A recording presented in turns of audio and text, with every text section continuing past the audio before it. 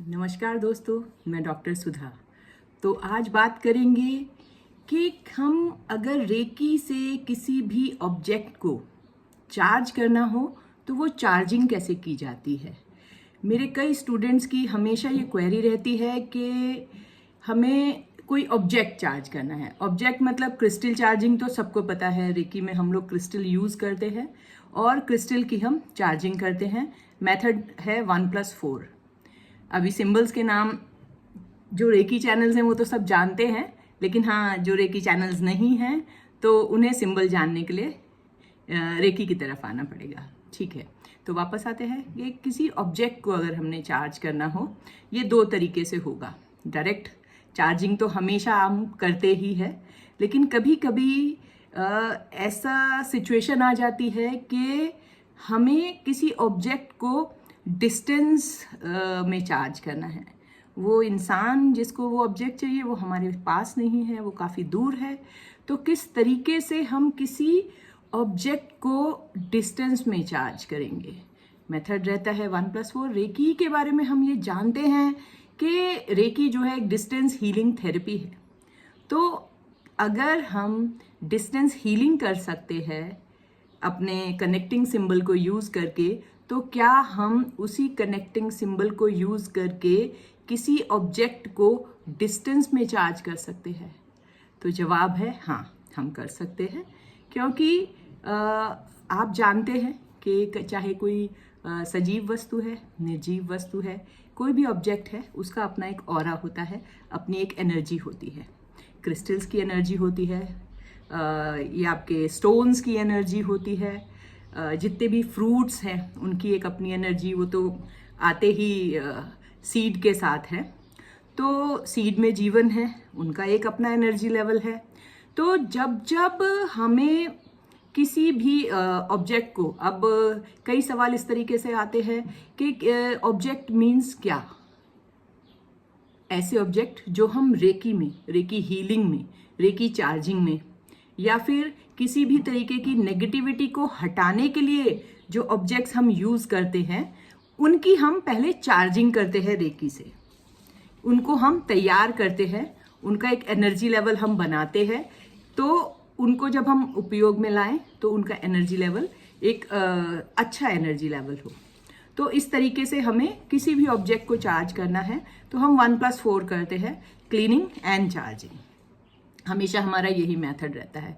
लेकिन अगर हमें यही काम डिस्टेंस में करना है, ना ऑब्जेक्ट हमारे पास है, ना वो इंसान हमारे पास है जिसको वो ऑब्जेक्ट चाहिए, या वो ऑब्जेक्ट जहाँ पर है, तो सॉरी, तो हमने क्या करना है, सबसे पहले रेकी को कॉल करते हैं, अपने हाथों को चार्ज करते हैं, खुद को चार्ज करते हैं, खुद को एक प्रोटेक्शन में हम डालते हैं, जिससे कि जिस भी एनर्जी से हमारा कनेक्ट हो रहा हो, वो अगर नेगेटिव एनर्जी है तो वो हम पे इम्पेक्ट ना कर पाए। तो ये हमेशा हमारा एक नॉर्मल प्रोसीजर रहता है to charge any object in distance.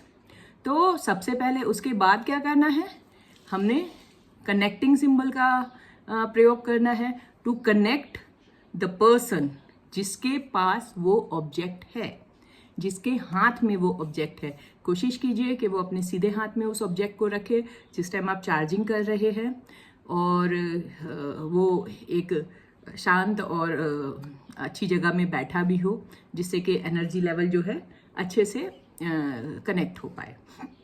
तो आपको पता होना चाहिए वो इंसान कहाँ है। आपको पता है रेकी में कनेक्शन बनाने के लिए हमें नेम और लोकेशन की ज़रूरत होती है कनेक्ट करने के लिए। तो आपको वो पता होना चाहिए, और आपको उस वक्त उस इंसान को कहना है कि जो भी ऑब्जेक्ट हम चार्ज करने जा रहे हैं वो उसको अपने सीधे हाथ में रखेगा पकड़ के।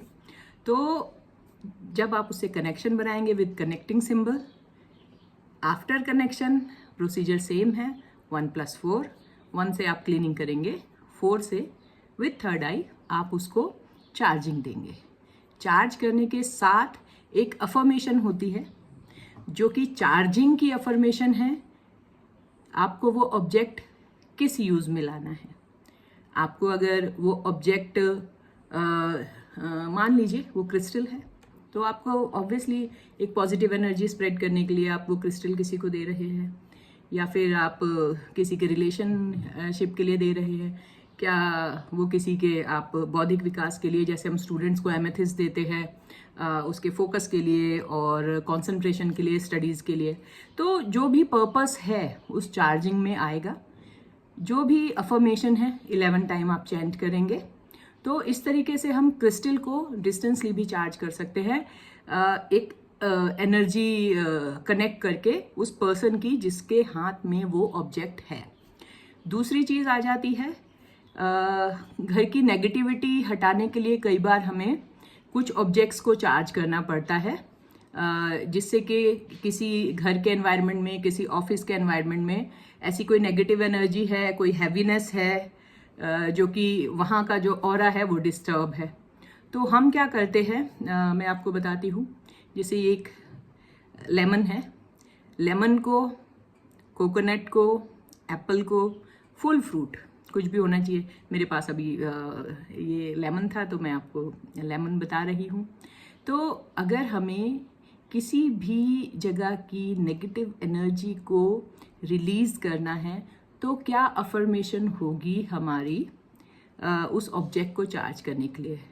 1 से हम इसको क्लीन करेंगे, 4 से हम इसको चार्ज करेंगे।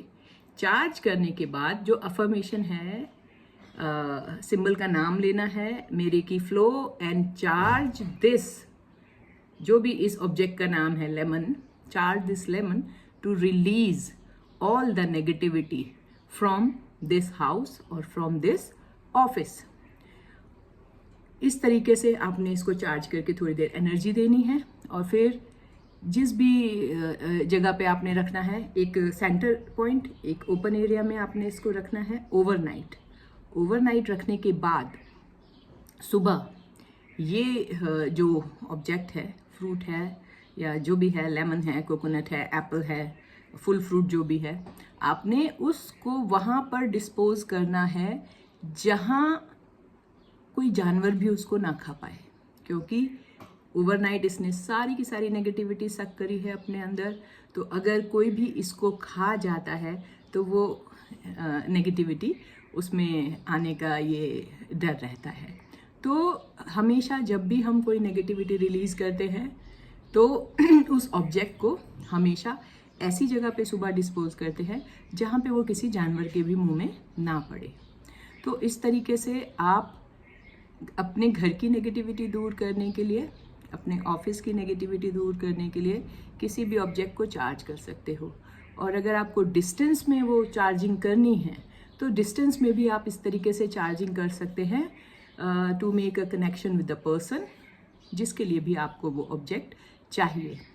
तो चार्जिंग से रिलेटेड, रेकी से रिलेटेड, रेकी कोर्स से रिलेटेड, रेकी हीलिंग से रिलेटेड आपकी कोई भी क्वेरी है तो आप मुझे डायरेक्ट डीएम कर सकते हैं।